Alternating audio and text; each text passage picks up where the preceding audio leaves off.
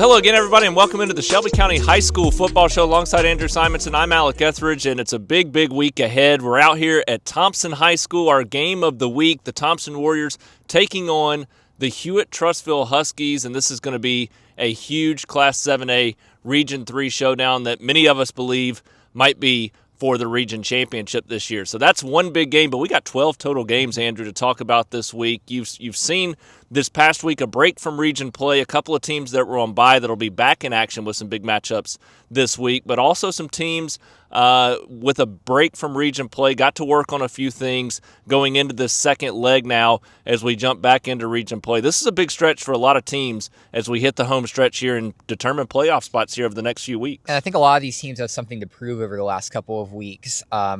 Just because you look at the slate overall, you only had Spain Park, Chelsea, and Vincent win out of our 11-man teams. I think that creates a lot of opportunities for these teams, either the ones coming off the bye week to continue some of that momentum that they had from last week or continue working on some of the pieces that they had, or some of these other teams who may have taken defeats last week in various fashions for them to come out and prove that last week is not indicative of their season. Yeah. This week is, and that they can use this to push forward and make the final stretch for the playoffs. Well, that's the big thing about last week is the teams that didn't have the success that they hoped for. It's in the rearview now. It means absolutely nothing. You jump back into region play this week, it's all go from this point forward. So it's an important week for several teams. We've got some that are going to be right on the cusp of making the playoffs this year. We've got others battling for region championships. We've got a really big battle between Spain Park and Pelham taking place this week as well. So across the board, it's going to be an exciting week of region action with all of our teams playing football this week, aside from Evangel down in the ACSC. So we've got a big week ahead. We're going to jump right in. We're going to start with our game of the week between Thompson and Hewitt-Trussville, but don't go away after that because we got plenty to talk about with some huge region matchups.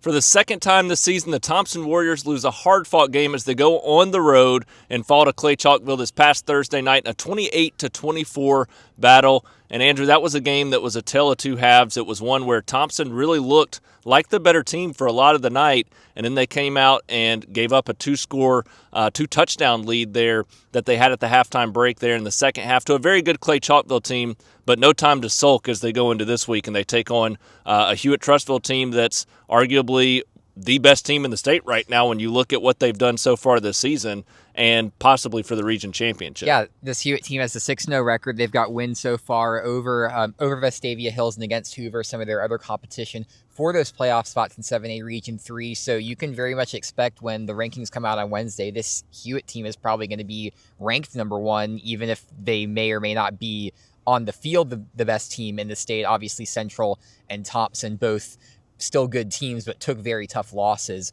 especially both last week. But I think overall, this Hewitt team definitely more than deserving of being one of the top teams in the state. They've got a really solid defense led by Parker Floyd. They got a growing offense as well that's really explosive and taking a lot of teams to task over the course of the season. So this is going to be a Hewitt team that asks a lot of questions of this Thompson team. And we had a Clay team last week ask a lot of questions of Thompson as well. Yeah, and you talk about the top teams in the state, and I've seen a lot of jokes about when is Clay Chalkville moving into Class 7A Region 3 now as well. Many people thinking that they are the best team this season regardless of classification. Before we talk more about this game of the week between Thompson and Hewitt, though, we got to tell you about a proud sponsor of the Thompson Warriors on this year's Shelby County High School football show, and that's Wayne's Pest Control. While the Thompson Warriors are playing defense against their opponent, Wayne's Pest Control is playing defense for your home. This football season, don't let mosquitoes, fleas, or ticks sideline your family's outdoor fun. Wayne's environmentally safe mosquito treatments will keep your yard clear, and their affordable Mosquito Plus program will also eliminate fleas and ticks. Protect your family and pets today and take the bite out of the great outdoors. For quality service and peace of mind, trust Wayne's Pest Control. Call 866-WAYNES-1 or visit callwaynes.com to learn more. And we talk about the defense of Wayne's Pest Control.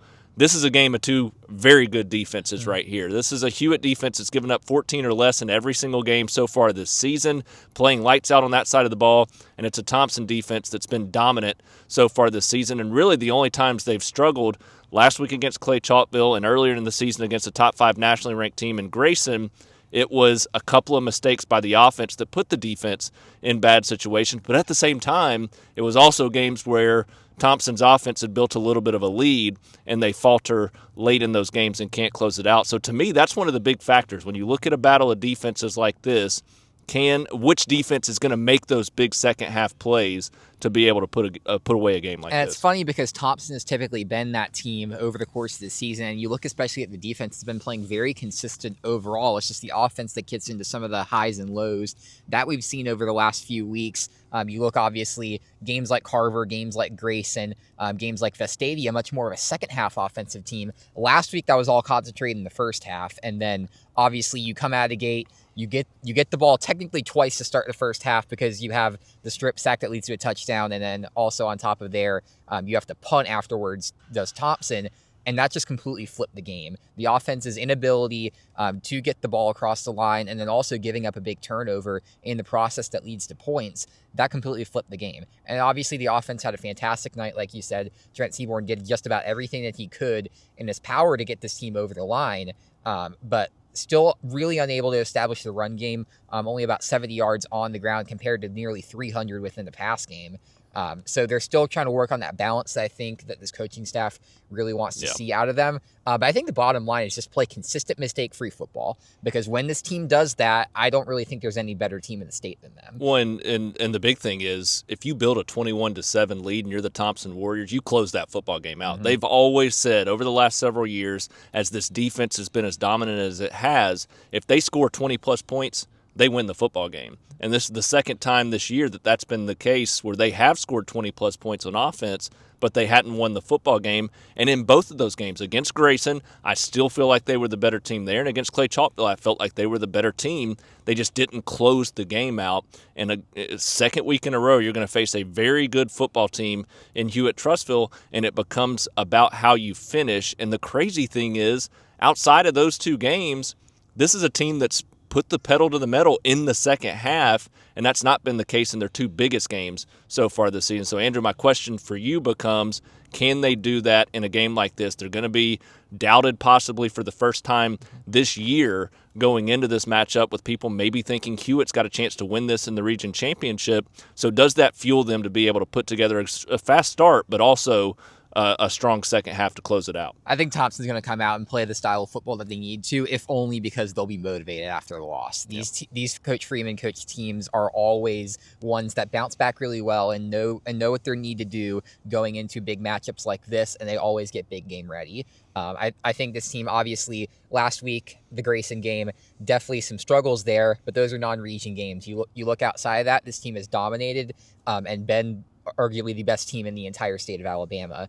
So I really expect this team to come out, be motivated, and be willing to go and play the style of football that they need to do to go and win this game. I think Hewitt is going to pose a massive, tough test, especially on the road. And I think this game is going to come right down to the wire, but I trust Thompson to get over the line. And the big thing to me, in the last couple of weeks, I've been the opposite belief of this, and that was Thompson needs to go out and throw the ball around the yard.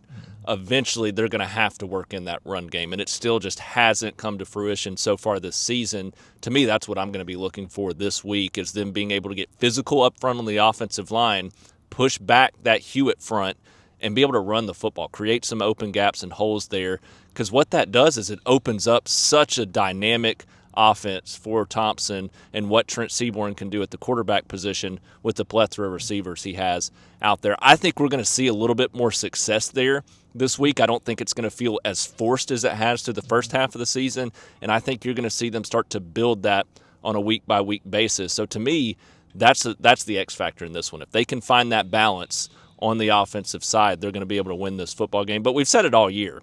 Thompson's not going to not be in a game this year. Their defense is too good. Their offense is too talented. They're going to be in every game. The two toughest teams they've played, like I said, looks like they were the better team for a lot of that game.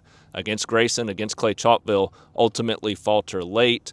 Again this week, I think they will be the better team, so it boils down to how you finish. And to me, this is a team, we've both experienced it. If you pick against them, they let you know about it. They use that as bulletin board material, and I have a feeling they're going to have a lot of people, especially if Hewitt comes out as the number one team, that are doubting Thompson going into this game, and that's fuel to the fire for them as they look to close out another opportunity to region championship this year, but look to get to another state championship as well in Class 7A. So big opportunity for both of these teams this week. This is a huge chance. Hewitt wins this.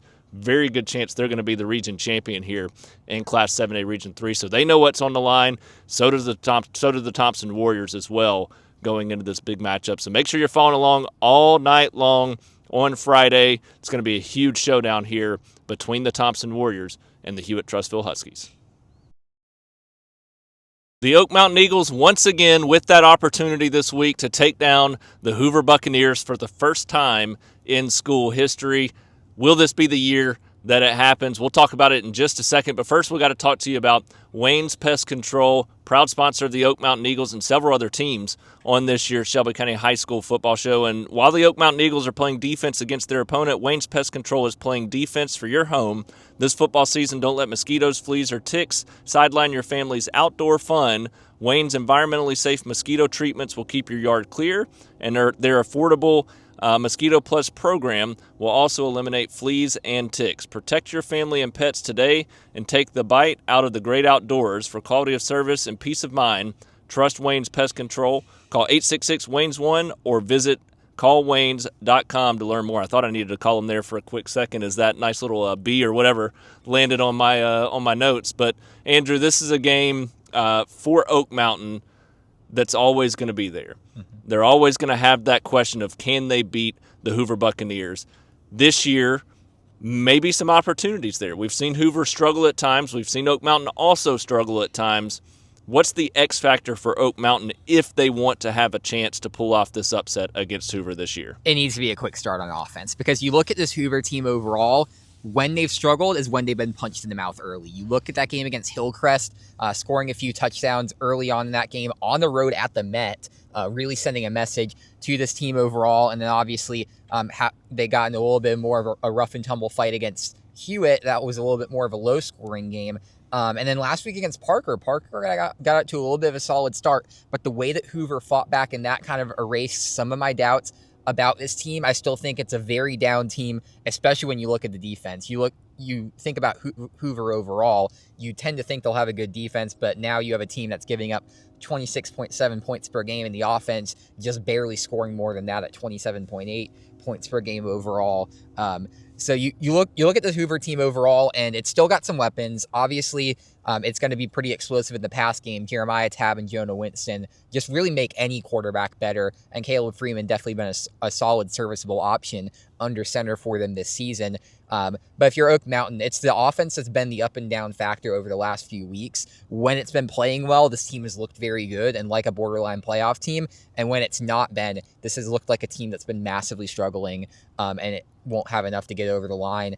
So it really depends on which version of the offense shows up, and if they can get something going in the pass game to complement Marty Myrick's. Yeah, I think early in the season, Myrick's was the X factor on offense that kind of helped spark this offense. Charlie Vaccarella has grown as a quarterback. He's a young playmaker. He's going to continue to get better. And they've got some playmakers they can get the ball to in space. But to me, the big thing in this game, everything boils down to what did they use their bye week for? Mm-hmm. What kind of preparation did they put in place offensively for a week like this? Because the defense has played some pretty good football this year, and I think they can give them a chance, but you're going to have to score points against a team like Hoover if you want to win the football game. And this is a Hoover team, like you said, giving up 27.8 points per game on the defensive side, but they've played a tough schedule so far this season as well. So that does not look bad at all when you consider who they've played this season. Coming off of that win over Parker, to me, when I look at this game, it boils down to can Oak Mountain's offense, like you said, start fast, but also continue to make plays throughout. It's going to have to boil down to a lot of shifting, a lot of movement pre-snap, drawing up some unique plays, and I just don't know if they've got that right now with what we've seen so far this season. So, Andrew, that's my big question to you. Do you think Oak Mountain can find that big offensive boost that they need to match up with a team like Hoover and pull off the win? I don't think so. I don't think they have quite the firepower right now. I think within a couple of years they're going to start to make those strides, but obviously this is a down year for Hoover. They're going to reload. So it feels right now like a if not now then when type situation. But I feel like Oak Mountain just feels like a step below of where Hoover is offensively. And despite the defense being able to do enough to make this one a pretty close game, I think that Hoover is going to have the slight edge even on the road. Yeah, I agree. I think Hoover's got the advantage right now. I mean, it's a simple situation of you got to prove it before we can believe it. Right. And that's what Oak Mountain's in. I mean, they've got all the doubt in the world. They can use that to their advantage, and they can go out and they can play loose and free and try to prove people wrong and pull off an upset. So that's the big thing. But they got to find that success on offense to have a chance in a game like this. And that's what we'll be looking for from Vaccarella, from Marty Myricks, from the plethora of athletes that they have when you look across the board, and getting some of those two-way players to come over, and Jaden Aparicio-Bailey and Colby King, and making sure that those guys are going to continue to make plays on both sides of the ball too. So that's what it boils down to for Oak Mountain in this one. They got to have that offensive success. They got to start fast and show that they're not scared of a fight with Hoover. If they can do that, they're going to have a chance in this game, because we've seen a Hoover team that's been susceptible at different times throughout the year. So we'll see if the Oak Mountain Eagles have the game plan in place to be able to come out, get off to a fast start, continue to play well offensively in this game, maybe pull off the upset there. First time in school history if they can do it against the Hoover Buccaneers.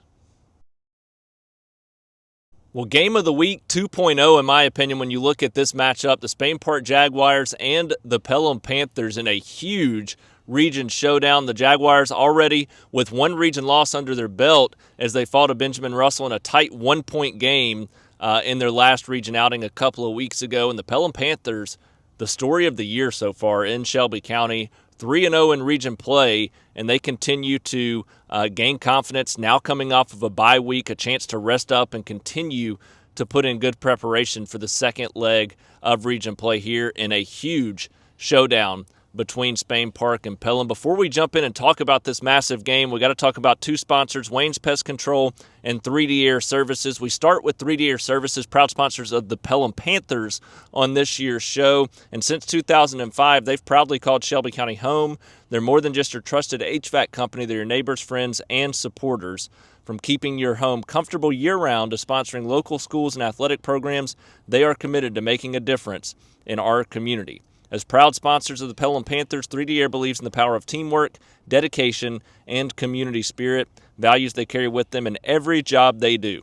3D Air Services, your trusted neighbor, keeping Shelby County comfortable, one home at a time. And as for Wayne's Pest Control, you've probably heard it on the show already and obviously throughout the season, but the Spain Park Jaguars, while they're playing defense against their opponent, Wayne's Pest Control is playing defense for your home. This football season, don't let mosquitoes, fleas, or ticks sideline your family's outdoor fun.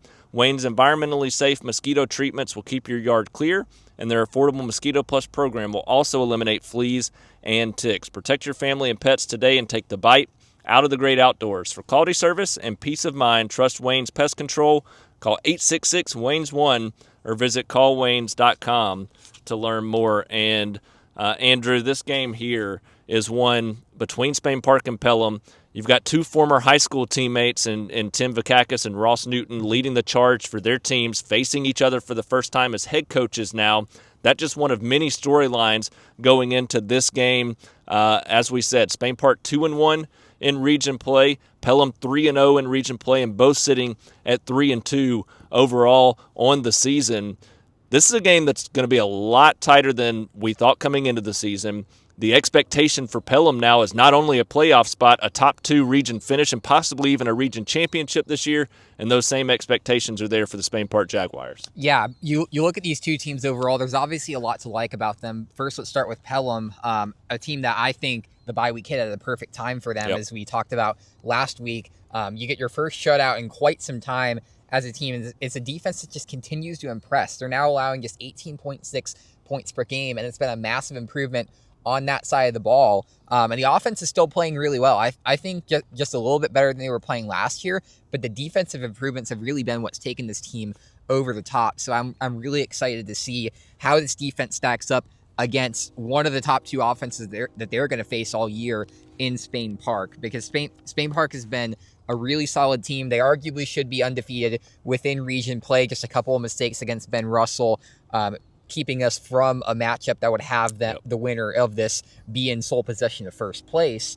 But the Spain Park team scoring 31 points per game on offense. It's just such a deep group of offensive weapons.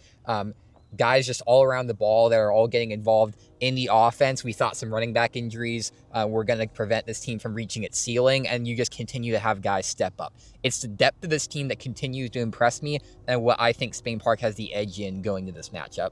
Yeah, the Spain Park's depth, their experience in situations like this as well is also key for them. But, man, Pelham is as balanced as they've been in so long. The defense, like you said, is drastically improved. I can't believe how much better this defense is playing this year compared to what we saw last year. The offense also playing with a different level of confidence than they did last year, too. Dylan Smith at the quarterback position.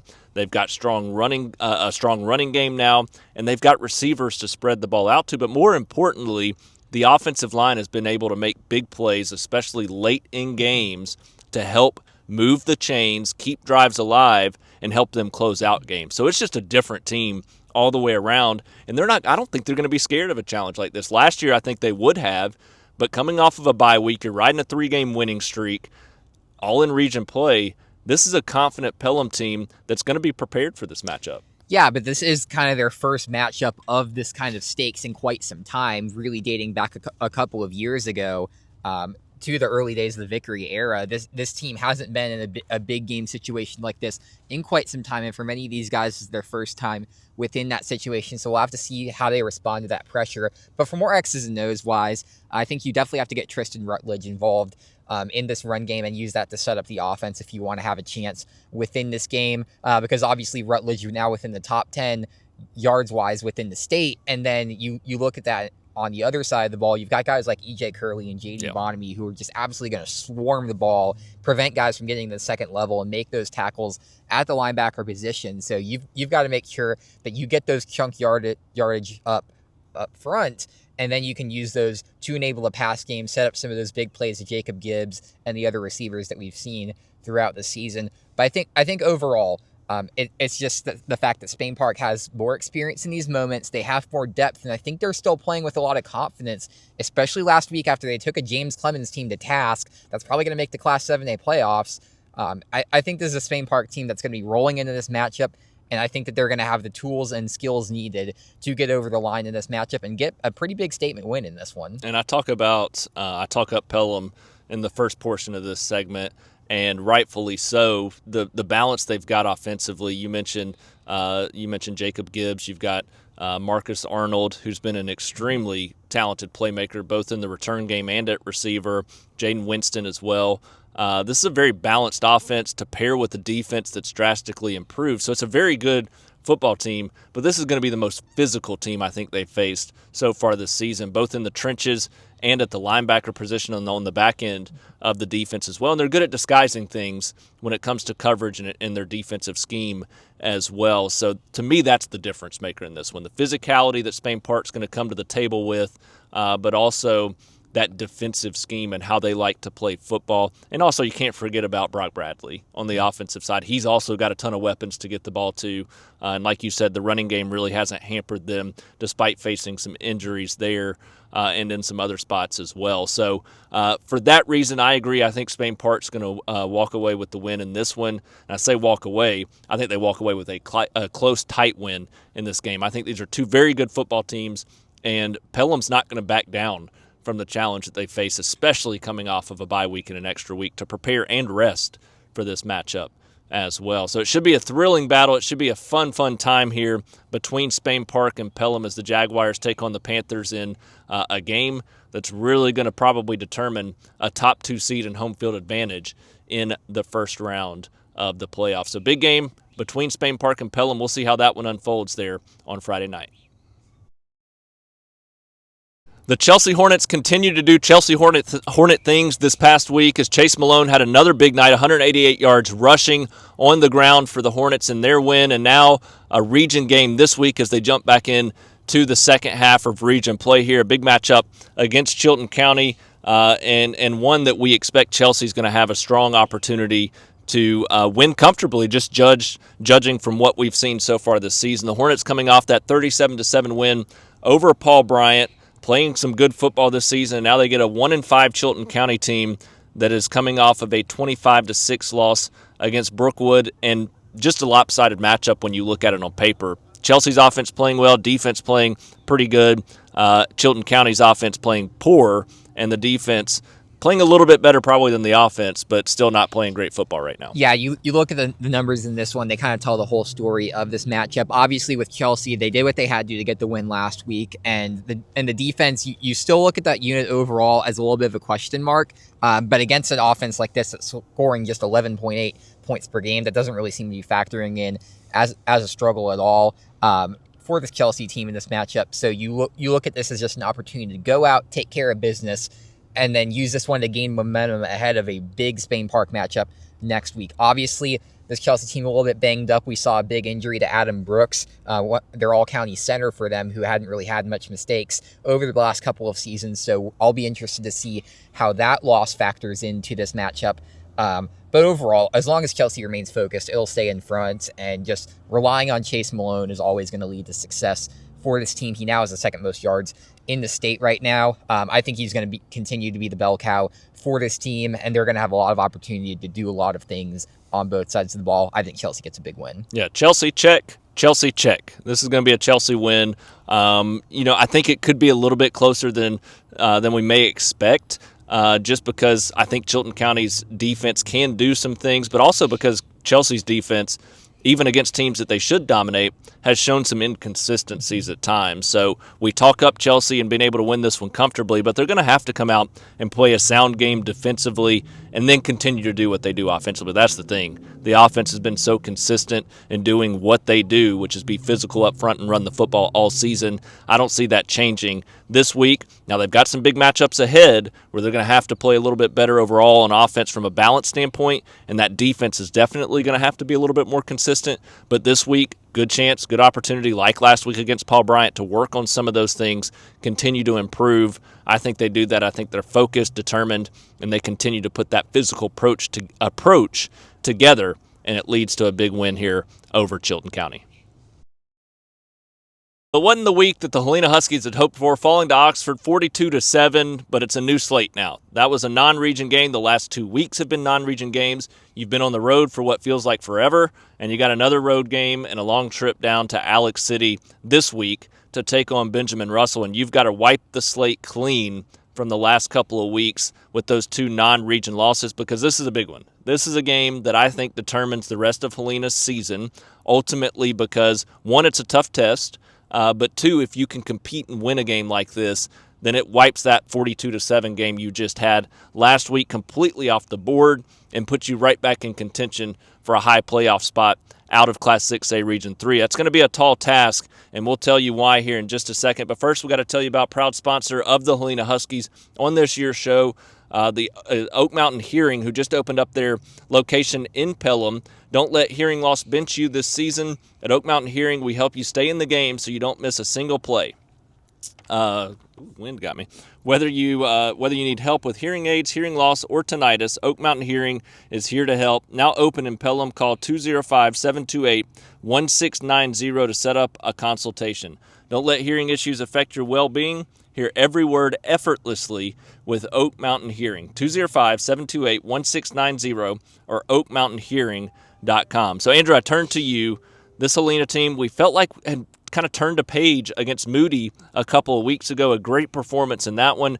And then they come out against an Oxford team that I don't think is as good as Moody this year. Obviously not, because they lost head-to-head against Moody. And Helena just could get nothing going, and they fall in that one 42-7. So how do they put a Band-Aid on that quickly and fix everything that went wrong last week to be able to compete with arguably the best team in this region? Well, it's just get a good balance on both sides of the ball. I think you look at this offensive team, you look at the stats, the underlying numbers. I think if you would have asked Richie Busby if your running backs would have gotten 262 yards and 2 of your running backs go for over 90, he probably would have been thrilled with that, considering his historic approach. He loves to get multiple backs to the ball and loves to get multiple of them into high numbers. But you look at that overall, it really only led to 1 touchdown, and 1 touchdown late at that. And then you look at the opposite side at the quarterback position, only 33 yards off of 10 attempts and no touchdowns off of that. So obviously the run game will always be the foundation of this team. It's Helena football. That's going to be their identity. but you need to get the passing game involved. And that's where I think it's going to be difficult this week for this team, because you've got a guy like Elijah Johnson for Ben Russell that's probably going to draw that top assignment against Davis Kelly, and he is a very difficult guy to throw to, a fantastic athlete with great hands who uses them on both sides of the ball.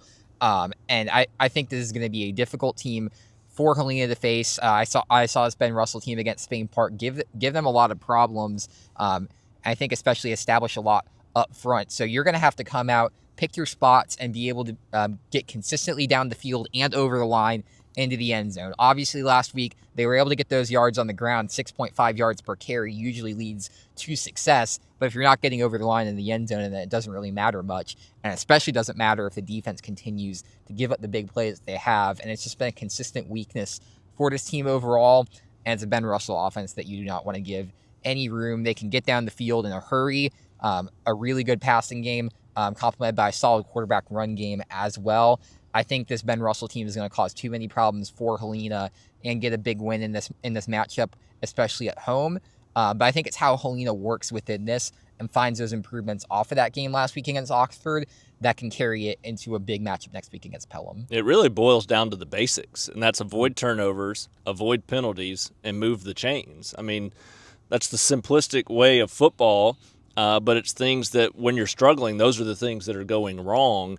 And if Helena can come out with that physical approach that they like to play with, and they can sustain drives, convert third downs, avoid setting themselves behind the chains with penalties or negative plays early in drives, that's going to be the ultimate key to success in a game like this, because what happens is you can run the ball and run the ball, but if you're not getting first downs off of that and you're putting your defense right back on the field, or you turn the ball over and you put your defense right back on the field, you're going to see exactly what you got last week, and that's giving up 42 points. They're better than that. They know they're better than that. We had higher expectations for them coming into the season than what they've shown so far, and I think they did as well as the coaching staff, so they know they're better, and we saw that against Moody. They almost put it together in that matchup specifically.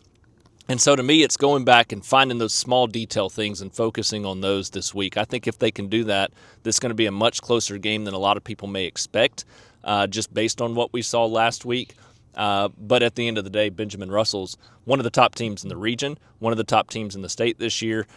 They're the better team going into this matchup. So it's up to Helena to work on those small things and prove that wrong to have a chance in a game like this. And I do think, with what we've seen from Benjamin Russell this year, very good football team, but they can be susceptible to giving up points if you have the right game plan in place. So that's where it's going to be key, one, to sustain drives, but also, like you said, be able to find something in the passing game as well to keep them on their toes. So if Helena can do that, work on the small things, get a little bit of balance offensively, going to have a chance. But also the other big key is that defense and the struggles they've had throughout the season. Going to have to play better there, which I also think goes back to sustaining long drives there on the offensive side. So an uphill climb for Helena in this one, but if they have a good week of preparation, the opportunity is there for the taking for them to have a chance to win this game there in the second half. So we'll see how it unfolds. Great opportunity for the Helena Huskies to get right back in the thick of things here in region play. The last couple of weeks, non-region games, they mean nothing.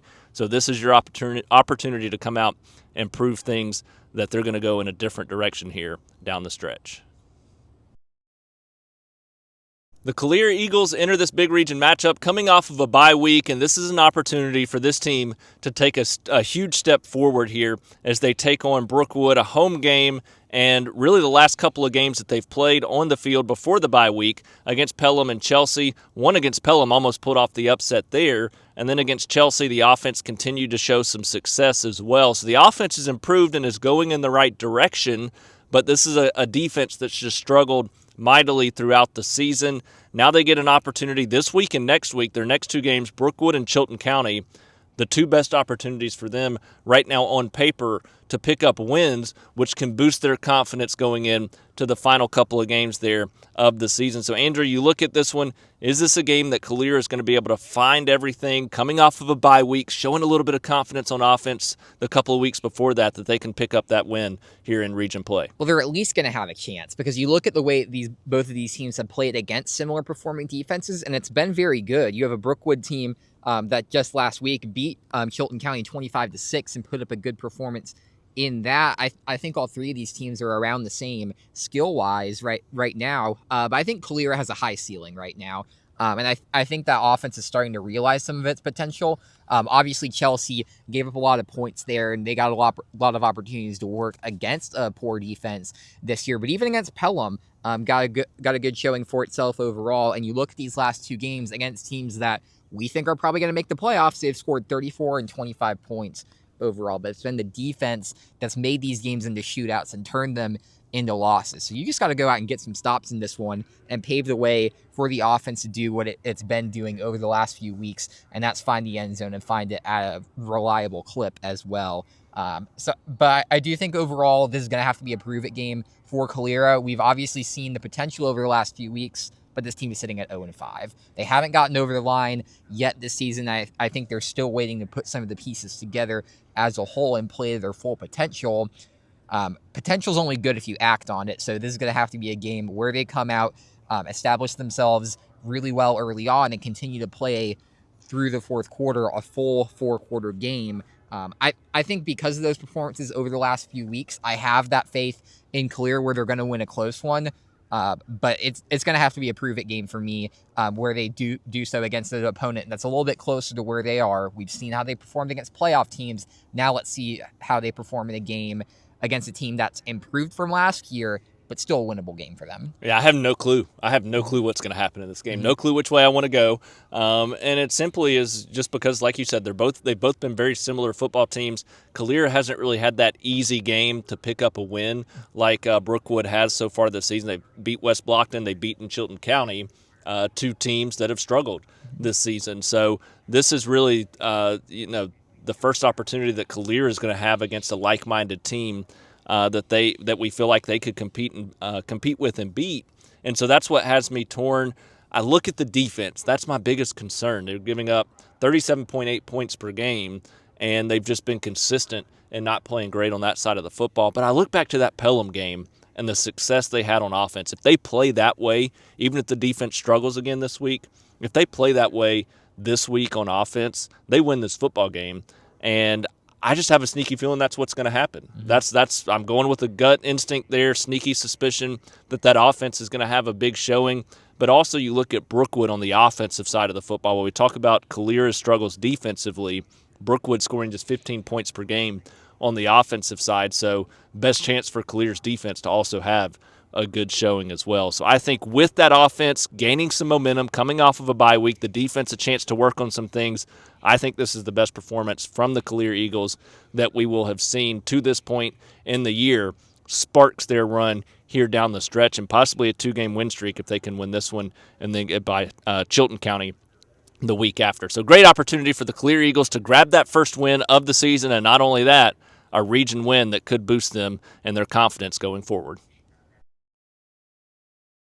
And now we jump into Game of the Week 3.0. We've already talked about Thompson and Hewitt-Trussville. We talked about Spain Park Pelham, and now we get Briarwood Corner, and pretty much straight up, this is for the region championship. These two teams right now playing very good football. I think the toughest game for both of them left on the schedule, but definitely for Briarwood. If they win this one, they should be able to coast to the region championship. So a huge opportunity for the Lions. After such a slow start to the season, the confidence they've built, even last week with the loss to Leeds. And I know that's going to be a big thing, and you'll be able to touch on that being at that game last week. But they played well in that football game against a good Leeds football team. So still plenty to pull from the winning streak they had going into that game, and even in a loss in that game to Leeds. Before we talk about this matchup with Corner, though, we got to tell you about 3D Air Services, who for the second year in a row are proudly sponsoring the Briarwood Lions on the Shelby County High School football show. And since 2005, 3D Air Services has proudly called Shelby County home. They're more than just your trusted HVAC company. They're neighbors, friends, and supporters. From keeping your home comfortable year-round to sponsoring local schools and athletic programs, they're committed to making a difference in our community. Just ask your neighbor. Chances are they've already been there. As proud sponsors of the Briarwood Lions, 3D Air believes in the power of teamwork, dedication, and community spirit, values they carry with them in every job they do. 3D Air Services, your trusted neighbor, keeping Shelby County comfortable, one home at a time. So, Andrew, you were at the Briarwood Leeds game last week. A back-and-forth battle, two very good football teams. Leeds needed that to get some confidence back after a loss the week before. Briarwood looking to continue their confidence. What did you see in that matchup? Did you see Briarwood take a step back, or did you just see Leeds come out and play a really good football team? I think Briarwood took a step back overall. I think the offense just kind of ran out of juice there after that 20-7 lead early on. And the defense did all it could start out the second half. They got 2 fumbles out of the first 3 drives to set up the offense, and they just could not get over the line. Scored just 1 touchdown in the entire second half. And then from there, the defense just gave up a lot of big plays. You saw a big kick return late in that game, set up a good score for Leeds, and then they had a big pass play through the air that set up the score beforehand. So it's just those big plays in the end what really bit this team, and just an inability to get over the line. I think the offense overall is pretty solid, and we saw them do a lot of really good things. But they just couldn't find receivers towards the end of that game. And I think the run game wasn't quite as dominant as we've seen it when this team is at its best. So they'll want to work on all of those going into a matchup against Corner, where I think they're going to be tested. So when you look at the 20-7 lead that they were able to build, from that point forward, in addition to did the defense kind of falter a little bit, or was it more solely on the offense at that point? I think it was a little bit more on the offensive side, but I think both sides of the ball are going to take responsibility for that as well. I think you looked at this team. It was a little bit of a physical game. Definitely some stuff that I think Briarwood would have wanted called their way as well. But I think they're going to take both of those performances personally, and I think they're going to go into this week, look for a lot of improvements in this game, because you're going to need to play methodical offense and capitalize on your opportunities against Corner. They're giving up just 16 points on defense, and their only loss on the season is to Ramsey by 20 points. Obviously, that was a game that they were very close in, Briarwood and Ramsey. And so I think this team is going to have to definitely have its opportunities to come out and make a good performance. But this is a Corner team with a lot of confidence, with a lot of weapons, who's going to be dangerous once again. So you definitely have to make sure that you have the edge and motivation going into this matchup to put yourself over the line. I think Briarwood's going to have that. I think this team overall is a very talented football team still, and is going to be well coached enough to where they can work on those things.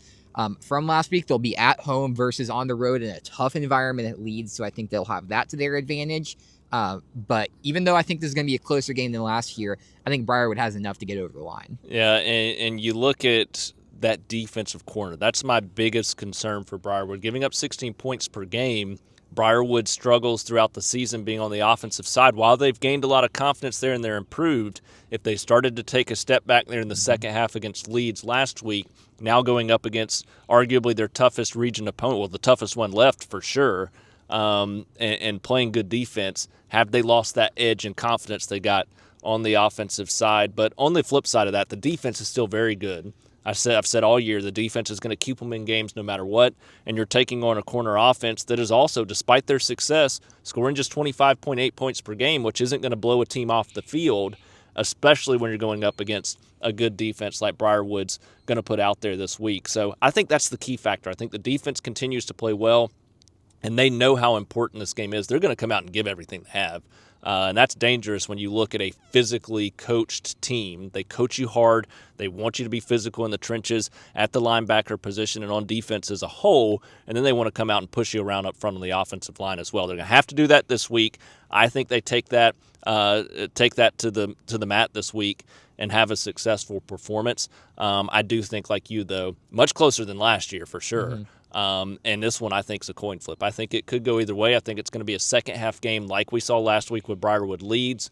Comes down to who makes the plays in the second half. So we're going to have to see Briarwood's offense be able to step up, make some big-time plays in the second half to win this game. But I expect the defense consistent from start to finish and physical throughout in this one. So that's why I tend to lean toward Briarwood in this one. But going to be a close battle. This is a huge matchup. Both teams know it. Both teams know that this is likely for the region championship. So whoever comes out, punches the other in the mouth first, and continues to sustain that success throughout is going to be the one, in my opinion, that walks away with the win. We both have Briarwood down, but it's not that easy. This is a tough game, and it's going to have to be won on the field. So we'll see who walks away victorious and likely as the region champion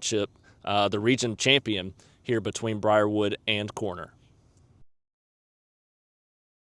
The Shelby County Wildcats looking for some confidence, and they need it at a big time. This is a huge matchup against Demopolis, a team that early in the season, we thought, maybe a little bit more susceptible than they have been in years past, but Demopolis has started to gain some confidence, sitting at 2-0 in region play. Shelby County Wildcats sitting at 2-1, but Shelby County, we've seen some of the struggles come back throughout the season at times as well, and now coming off of that difficult loss to St. Clair County last week. This is a game in Demopolis, a physical football team, a team that's used to winning a region championship. They expect to do the same this year. Northside may have something to say about that here down the stretch. But if Shelby County wants the 2 seed in this region, they have to win this game. And coming off of the performance we just saw against St. Clair County, what's the big thing that they can change to be able to have a chance in this one? And at the end of the day, can they win this game? I think it comes down to a little bit on both sides of the ball. Obviously, the defense played a big factor in last week's loss with 35 unanswered points against St. Clair County, but I think this offense overall really needs to take a step back in the right direction. Even though Ethan Hall had a 98-yard night and really got close to that 100-yard mark, this is a team that really wants to see the run game do even more of the workload for them, especially if the pass game is as inefficient as it was last week. We've seen that pass game step up and be a big moneymaker for them this year, but this team's success has always been and probably will always be on the ground with the run game. And if they get those guys like Ethan Hall, Noah Trenholm, Devin Alexander involved in all probably above 50 yards at least, if not more, show a good diverse backfield there, then that's going to be this team's route to success. And now you need to win this matchup in order to have a chance at a home playoff game. I think both of these two teams are probably going to be fighting for that 2 and 3 seed, and so this is probably one that's going to come down to.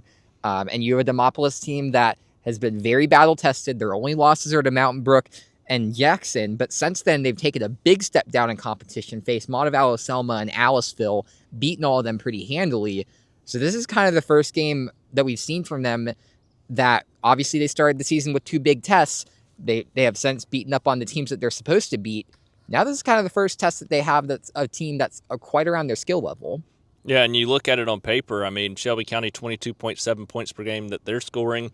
Demopolis right there with them, 23.8 points per game. That's the first time in a while I think we've been able to say that about these two teams when you look at level of competition being that close together offensively, but defensively as well. Demopolis giving up 22.2 points per game, Shelby County giving up 25.8 points per game. So they are right around the same level there. To me, though, Demopolis, like you said, those 2 tough games that they started the season with fluctuate those numbers for them a little bit as well. Shelby County a little bit easier of a track to this point in the season. So when you look at it, Andrew, does Shelby County have the playmakers specifically on the offensive side of the football to be able to keep up with this Demopolis team and possibly pull off the upset win? They have the playmakers. We've seen it all year. We especially saw it in the last couple of weeks. Before the last couple of weeks when they played Northside and St. Clair County. It's just a matter of putting it together against a good football team, which they obviously weren't able to do the last couple of weeks against those big tests.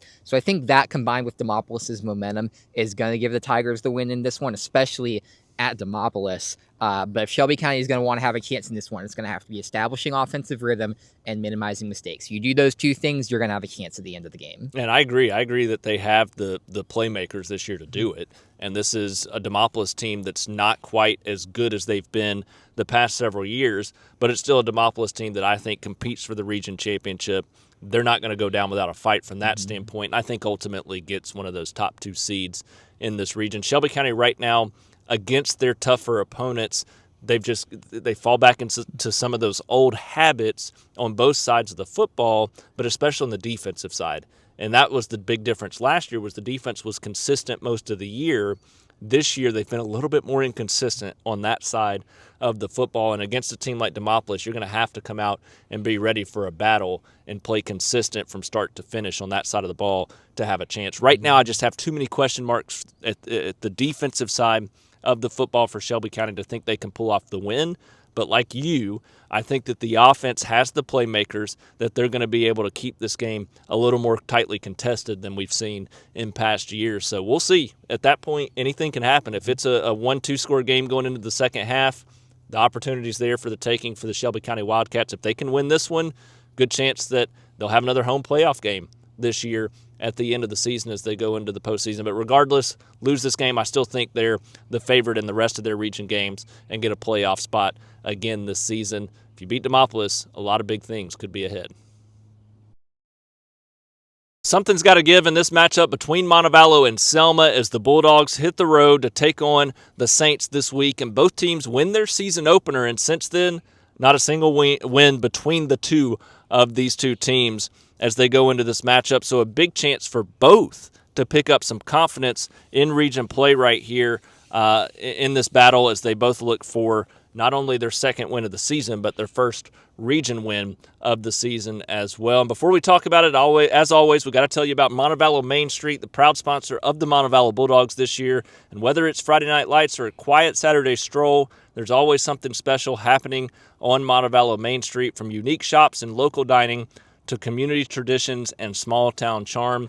It's the kind of place where neighbors gather and Bulldog pride runs deep. Make downtown part of your routine before the game, after the game, and all year round. And as always, we've got the fall season coming up, so make sure you check out all the great events that are going to be taking place on Montevallo Main Street and the great parks and areas around Montevallo. Art Stalk on October 24th, and then 25th, and then November 1st, the Day of the Dead Festival, which has become a very popular and exciting event there, celebrating heritage and culture in the city of Montevallo. Andrew, both these teams, offenses, they're struggling. Defenses, I check again, they're struggling. Mm-hmm. Which one's going to be able to find something in this matchup, or do they both find it because they're like-minded teams and put together an exciting performance, or is there one team that's going to stand out and do something better than the other to win this one? Well, I look back to Montevallo's matchup last week against John Carroll. I thought that was a good opportunity for them to get something on the board. Obviously, I said beforehand, John Carroll was a battle-tested team, and they were probably going to show it within this matchup. But the way they showed it, the 47-7 win over Montevallo, where obviously the defense is going to struggle. I think we kind of expect that throughout this season, that this is probably going to be a team that struggles more on the defensive side, but it's going to have to be a team that needs to step up on the offense as well if they need to have a shot to win some of these games, like this week against Selma, like next week against like in a few weeks against Jemison. But overall, I think the fact that the offense continued to stall out doesn't really give me a ton of optimism for this game overall. Obviously, they could come out definitely surprised, and they'll have their opportunities against a Selma team that's giving up 40 points a game on defense. But you look at what Selma's been able to do. They've scored at least 24 points in 3 of their games. Obviously, their win to open the season against Park Crossing, but they made games of it against Jemison and against Fairfield before ultimately losing those games. And you look at Montevallo as a whole, they've scored just 27 points for the entire season. So I'm betting on the better offense here, and I think Selma's going to win this one, especially at home. But this is a game where if Montevallo starts to put the pieces together, they could definitely make this one very close, and we'll have a great chance to win this. Yeah, I don't even have to say anything because you read my mind. It's exactly what I was thinking, and it really boils down to this is the worst defense you're going to play all season if you're Montevallo. How do you capitalize on that offensively? And they just hadn't been able to do that. Against John Carroll, 7 points against a defense that struggled this season. Selma has been able to capitalize against the weaker defenses they've faced so far this season, and that's what's put them in the position, to me, to have a little bit of confidence to take advantage of a weaker defense. And so for that reason, I think that Selma's got a leg up, but their defense has been bad this year. 40.8 points per game. Montevallo, I know, scoring just 5 on the offensive side of the football per game, but this is an opportunity. They have to capitalize. They got to go out and make some plays in this game, and I think they finally do that. I think they get some offensive confidence. They're going to put up some points in this game, but at the end of the day, Selma has proven that. They've shown it already this season. I think that they take advantage, again, of a Montevallo defense that's giving up 36 points per game. So if Montevallo wants to win, the chance you could turn this into a shootout football game, but that offense is going to have to come out, make some big-time plays if they want that opportunity. Great opportunity for them, though, against Selma, a team that has struggled this year. Both these teams on losing streaks. Win this one. Like you said, Jemison coming up as well. So another opponent where you can build some confidence at in that one as well. So that's all it can be down the stretch here for Montevallo. Continue to try to improve with such a young football team and build some momentum as you head toward the offseason. We'll see if they take a step in that direction here against Selma on the road on Friday night. This is a great week and opportunity for the Vincent Yellow Jackets to really take firm control here in this region and get in the driver's seat toward a region championship as they take on Tuscaloosa Academy on the road. And right now, Vincent sitting atop the region standings with a 2-0 region record. Both Isabella and Tuscaloosa Academy, who are on the schedule right now. Obviously, Tuscaloosa Academy this week, Isabella here in a couple weeks, both with one region loss, and those look to be the two contenders alongside Vincent for the region championship this year. Outside of that, those are the two big games out of the four left in region play for the Vincent Yellow Jackets. So a huge step in the process this week with a road trip to take on Tuscaloosa Academy. And this is a game that could be a challenge. This is a very good defense that Tuscaloosa Academy's got this year. 12 points per game that they're giving up on that side of the football. But Vincent and what they've shown defensively this year is what sticks out to me. They've been so good and so consistent on that side of the football, giving up 3 more points per game than what we're seeing from Tuscaloosa Academy at 15.4 points per game. But still, the competition they've played, the way they've played, that defense has been standout so far this season. To me, that's what gives me some confidence in Vincent going into this game. Yeah, I think Vincent has a lot of things going in their favor going into this matchup. But both these teams are in the top 6 for a reason in Class 2A. There's going to be another competitive matchup and another one that Vincent, I think, is going to have a good chance in. A little bit more so than last year, just because I think that while Tuscaloosa Academy still has that firepower on both sides of the ball, it's a little bit less than last year. Really only because they had a 2A Back of the Year winner in Preston Lancaster at quarterback, and they have a guy who's now tearing it up at Spain Park and Kenorigo over at receiver. But you have a guy in Mark Norris at quarterback who's already over 1,500 all-purpose yards, and you've got a 500-yard receiver already in Mason Corder, and they have 3 of the top 6 tacklers in Class 2A, so you're going to have to contend with that on the defensive side of the ball. But anything that TA has done well, Vincent has done well as well. Especially you look over the defensive side, 2 of the top tacklers in Class 2A, and Caden Carroll and Aiden Gardner for Vincent there as well. So both these teams are going to have really strong middle of their fronts on the defensive side, and especially at the linebacker position. But you look at this team overall. With 2 great defenses, the offenses need to step up here. So I think that's where this game is going to be won and lost, is who is going to have the bigger plays on offense, and ultimately who's going to have the balance there as well. Yeah, and to me, I think you just nailed it. I think it's going to be a low-scoring game, physical, hard-fought, 2 very good defenses that just don't give up a lot of points this season, and that's been consistent across the board, so we have a feeling that should hold true in this game and be another lower-scoring game between these two. So when you look at the offensive side, right now, Vincent's scoring 34.4 points per game. That's about 7 to 8 more points per game than what you're getting from Tuscaloosa Academy, 26.2 points per game they're scoring on the offensive side of the football. But to me, that's where the biggest question marks are for Vincent at the same time. So, Andrew, I turn to you, and the question being, can Vincent, in a physical defensive football game, find those big offensive plays that they need, likely in the second half, to win a big game like this? Yeah, I'm asking the same question too, because while this team has been very good offensively, I don't think they've reached their potential yet. Because, I mean, you have a solid running game on the ground. Jaden Roberts has been pretty solid, around 100 yards a game each week, some weeks being bigger than others for him, so he's going to need to have a big week here. And the pass game, it's been growing. I think we've definitely seen it reach its potential within the last couple of weeks, but I think there's still another layer to reach there overall if both of these units, the offense in the passing game and the offense in the run game, get consistently down the field and can make plays to get over the line into the end zone. Then I think they're going to win this football game. It's just a matter of putting it all together and doing so consistently with a wide variety of your supporting cast. Right now, I think TA is just a little bit deeper, a little bit more complete, and a little bit more consistent. So I'm going to give it to them in a close one, especially at home. But Vincent is going to have an incredible chance to win this game. I would not be surprised if the Jackets come out and get the win. And my biggest worry is going on the road in this one, really, because especially in lower classifications like the 2A classification, you don't know what kind of officiating you're going to get, especially on the road. And it just can be so inconsistent, and it can really make a difference. I mean, we talk about it at the highest levels of football, and you've got a microscope on everything. But at a 2A level, I mean, it can really make a difference in a game like this. And when you're talking about a game we think is going to be low scoring, maybe 1 to 2 possession game, definitely can make the difference. So going on the road is a big worry for me for Vincent.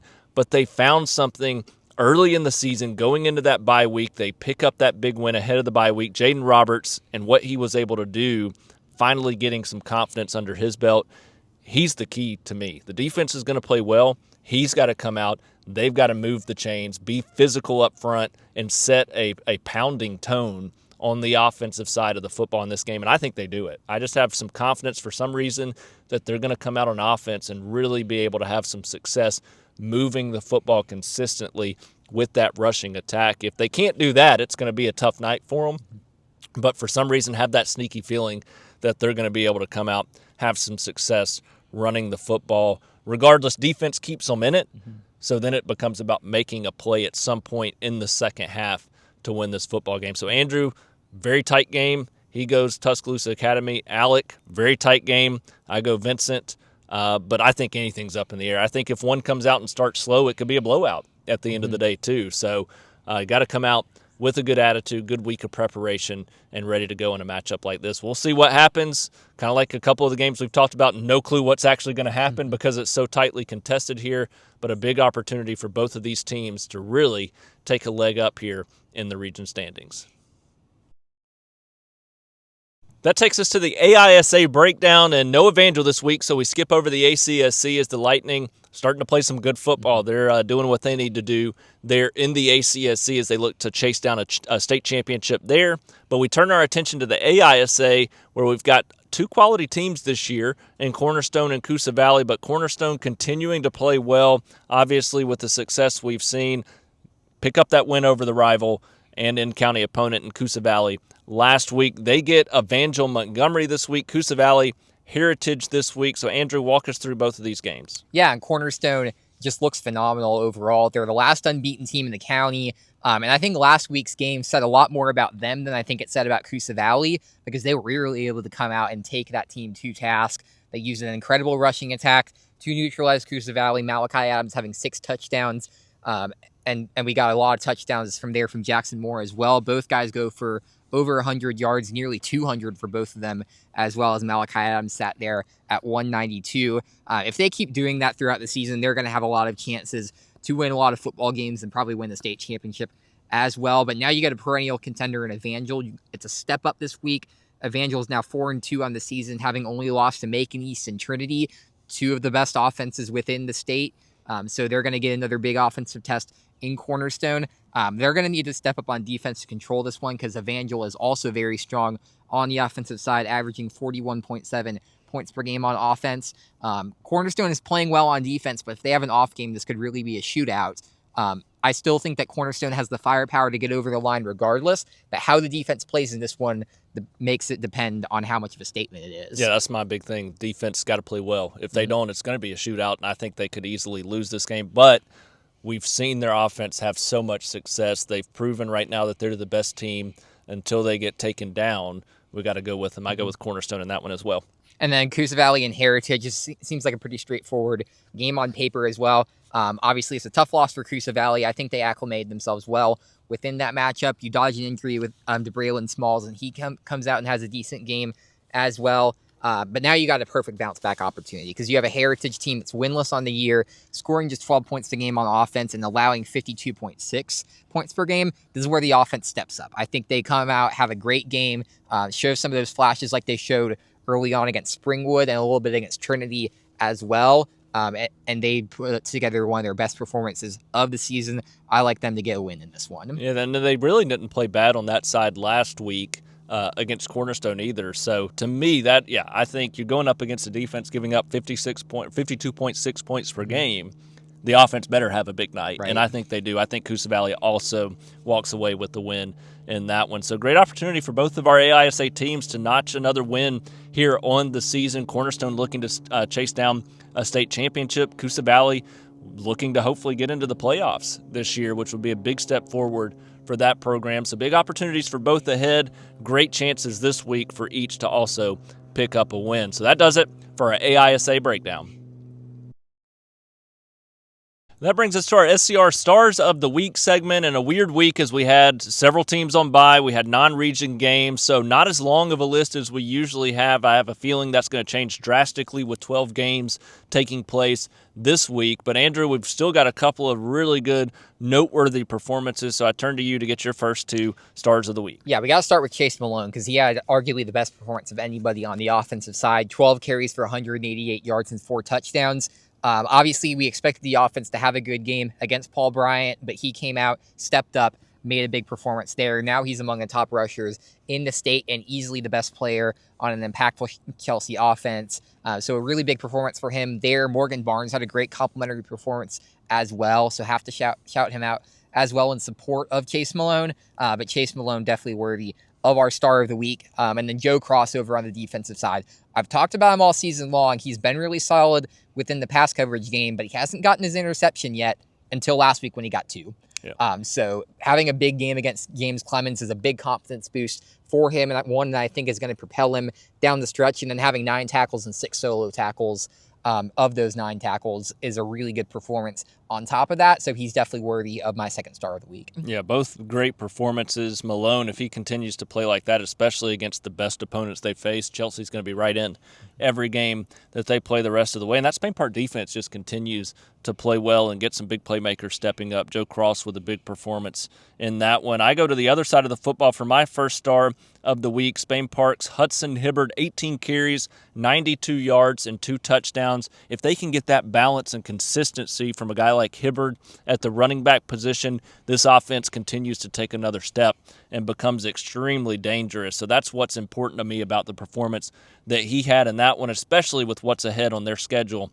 as they look to try to chase down a top 2 spot in Region 3 there in Class 6A. And then I jumped to Class 7A Region 3, and despite the loss, Trent Seaborn continuing to do what he does and play well at the quarterback position to put his offense in a chance to win football games.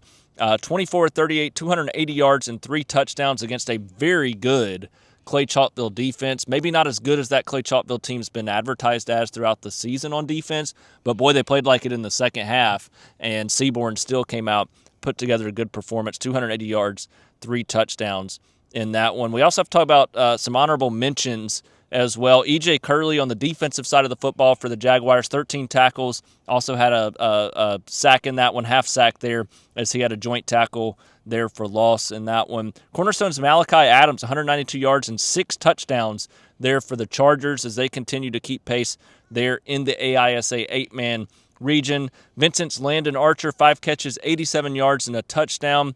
So a great performance for him. Also, the punter on the team averaging 45 yards per punt there for the Yellow Jackets. And 2 more. Thompson's DeMonte Tab, second week in a row we've talked about him. 7 tackles. Several other guys stepped up, also had 7 tackles in that game, but Tab continues to be a difference maker on that defense. And Vincent's Aiden Gardner, 14 tackles, 8 of them solo tackles. And one guy, former SCR Star of the Week, mentioned that I saw all over my timeline on Twitter, on X, on Friday night, or Thursday night, I guess, against Clay Chalkville, or against Thompson, the Clay Chalkville side of that. Corey Barber with the game-winning catch there in that game. He had an outstanding performance. I know that he's one that we wish we still had in the county to cover, but unbelievable performance for him in that game as well. Really made a difference for Clay Chalkville in the outcome there against Thompson. So one that we used to mention a lot that we hadn't been able to mention as much this year. So that does it for this week's SCR Stars of the Week segment. I expect a big list of names with some great opportunities ahead on a big night of region action later this week. That brings us to the end of this week's Shelby County High School football show. And as always, we got to end it with our bold predictions. Last week, Andrew with his 70-point predictions for Chelsea setting a new school record. Didn't quite come true, but I think they'll take 4 touchdowns and 188 yards from Chase Malone and a nice methodical rushing approach there against Paul Bryant. So this week, Andrew, we'll see if we have a little bit more luck. And we got some great matchups that we can pick out some bold predictions for. So I turn to you and get your bold prediction for Week 7 of the high school football season. Yeah, I noticed that we didn't call out your bold prediction, so that's very great on you. I don't even remember what it was, to be honest with you. But my bold prediction is going to be a Thompson double-digit win against Hewitt. I think this team, if they play to their level, they can definitely achieve that, and I think they're going to be motivated enough and coached enough well to make that happen as well. I just think this is the week where it comes together and this team plays really well. And this team we've talked about in the past, it's almost like a Nick Saban team after a loss. You really don't want to face it or be on the other end of it. Hewitt's really good. Do not get me wrong. And there is a very, very good chance this ends up as a dogfight. I got a sneaky suspicion, though, that Thompson's going to come out, put up a statement win. Yep. Do you remember my bold prediction from last week?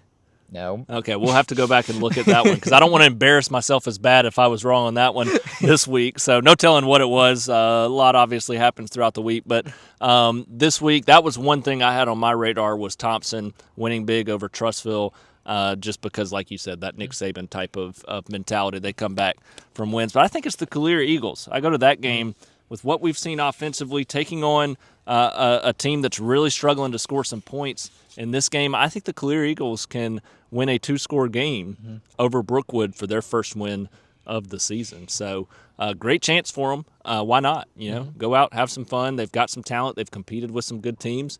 Chance for them to pick up that first win. And the way that offense has been playing the last couple of weeks, I think they can do it, especially coming off of a bye week. So we'll see what the Calera Eagles do. We'll see if Thompson goes out and picks up a comfortable win over Hewitt-Trussville.